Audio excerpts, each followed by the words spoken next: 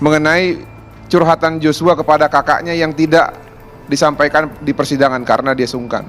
Ada informasi dari Joshua di tahun 2021 ya kepada kakaknya bahwa pernah terjadi tembak-menembak di rumah Putri Chandrawati dan Ferdi Sambo. Diduga antara mereka berdua.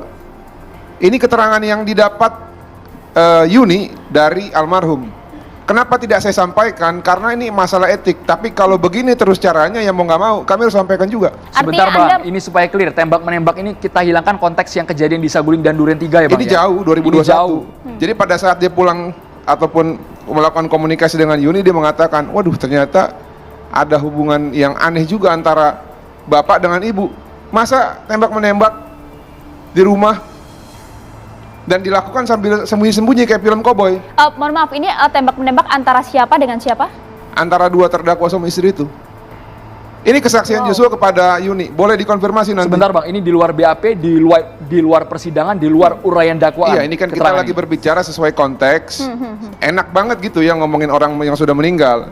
Sebenarnya informasi ini sudah kami dapatkan pada saat sebelum kami melaporkan. Kami kan menghimpun semua informasi, cuman kan tidak elok rasanya kalau kita menyampaikan hal-hal yang sulit dimintakan pertanggungjawabannya kepada sumbernya langsung. Namun kalau saya lihat caranya seperti ini, ya mau nggak mau kita buka juga. Ini berdasarkan keterangan kakaknya Yuni.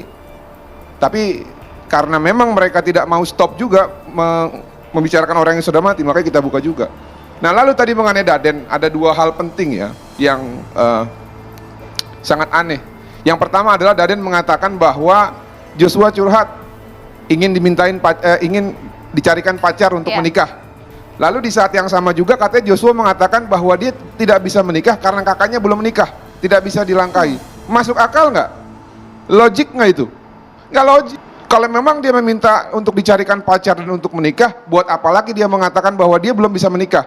Tahu juga dia sudah punya calon. Nah itu langsung patah, ya. Belum lagi dari cara si Daden menyampaikan pesan itu. Kesannya ada jeda waktu, ada interval ya antara sepersekian second lah.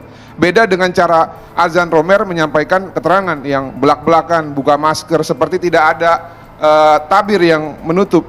Nah lalu yang kedua, mengenai keterangan Daden yang mengatakan bahwa ya adik almarhum ketika di Jalan Saguling itu katanya tidak dilucuti, tidak digeledah, tapi hanya dipegang pahanya. Emang dia homo apa bagaimana sih? Pegang-pegang paha laki-laki? Konteksnya apa itu? Ngapain dia pegang-pegang paha laki-laki?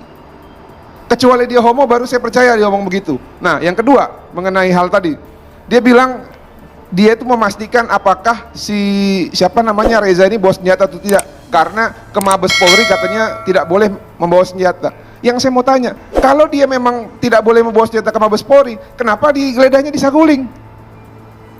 Kita berbicara logika ya. Apa hubungan dia untuk memastikan di Mabes Polri tidak boleh membawa senjata? Karena yang saya tahu di Mabes Polri pun ada perangkat sistem keamanan juga. Sebagai senior katanya kan dijawab dalam persidangan. Iya, tapi tidak ada relevansinya, kita berbicara logika ini. Makanya saya bilang orang ini sudah terbukti berbohong. Segera tetapkan saja tersangka. Meskipun kalau kita melihat pada saat menjawab cukup firm, cukup percaya diri dan tegas-tegas. Bedakan sama Azan Romer. Si Daden ini ketika ditanyakan khususnya mengenai penggeledahan itu, dia ngomongnya terbata-bata kok.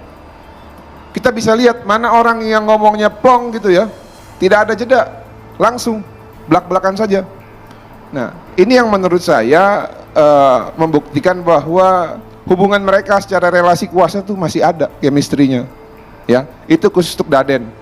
Nah, namun dalam hal ini saya lihat dalam pembukaan persidangan itu justru selain saksi, penasehat hukum ini juga ikut-ikutan.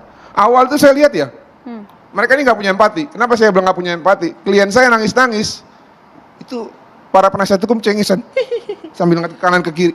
Saya bilang apaan ini? Tapi kliennya minta maaf.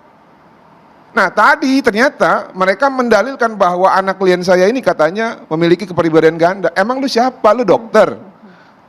Lu punya fakta apa? Dan ini kan kasus 340, apa urusannya sama kepribadian anak klien saya? Dan yang lebih parah lagi, kalau memang benar dia berkepribadian ganda, kita abaikan saja lah itu semua ya, halusinasi dan asumsi mereka ya. kok bodoh banget Verdi Sambo mau merekrut orang yang berkepribadian ganda dan mau mempekerjakan tiga tahun lebih. Jangan pada saat bermasalah anak klien saya dibilang yang jelek-jelek lah, karakternya mau dihabisin lah, tapi pada saat lagi seneng-seneng fotonya berdua bareng-bareng tuh sama Pak Verdi Sambo. Ya, dibilang, "Wih, spesial you are," gitu kan, "Sua, my best bodyguard." Apa ini?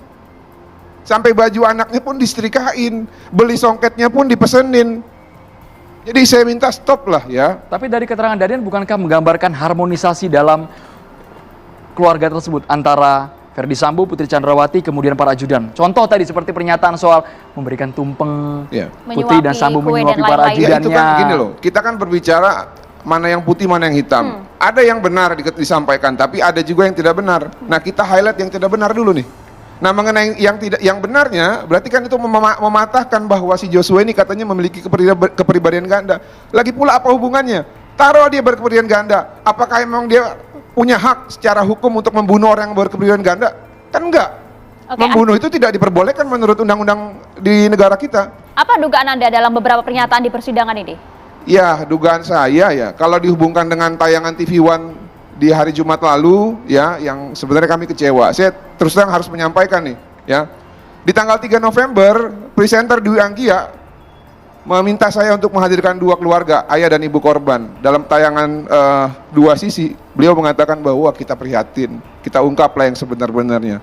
Namun besoknya ternyata mereka pergi ke Magelang dan mengatakan bahwa awalnya dugaan kekerasan seksual segala macam bla bla bla, sampai di pertengahan tidak ada kata dugaan. Dia bilang lah katanya itu saksi bisu terjadinya kekerasan seksual. Berdasarkan BAP ya Bang disampaikan di sana. Saya kira nggak semuanya di BAP ya, karena di BAP pun surat dakwaan ke jaksa penuntut umum jelas mengatakan bahwa itu klaim sepihak yang tidak pasti kebenarannya.